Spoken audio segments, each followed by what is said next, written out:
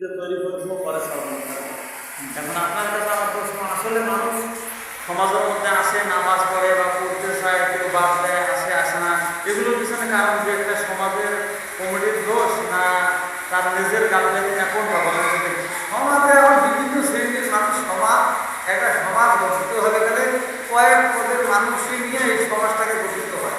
কিন্তু এই সমাজের এই মানুষগুলো এখন কিছু মানুষ চায় সব মানুষ জামাতে নামাজ পড়ুক, কিছু মানুষ চাচ্ছে যে অলসতার কারণে হয়তো জামাত ধরতে পারে না। এই কারণে হয়তো কিছু মানুষ আমরা নামাজ পড়তে সাজছি, আর কিছু মানুষ আছে নামাজের বাইরে এমনিতেও তার ঘুরে ফিরে করে।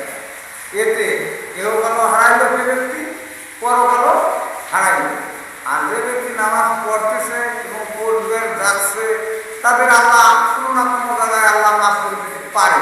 কিন্তু আমরা তো নাই যাই, আমাদের মাপ বর্গ আমরা পাবো কোথায়?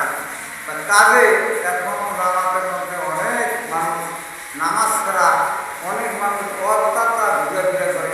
আমি মনে করি আমরা সমাজে যাই করি না কেন, আমরা পাঁচ ওয়াক্ত নামাজ জামাতে পড়তে গেলে আমি মনে করি সবারই জন্য আল্লাহর পক্ষ থেকে এবং রসুলের মানে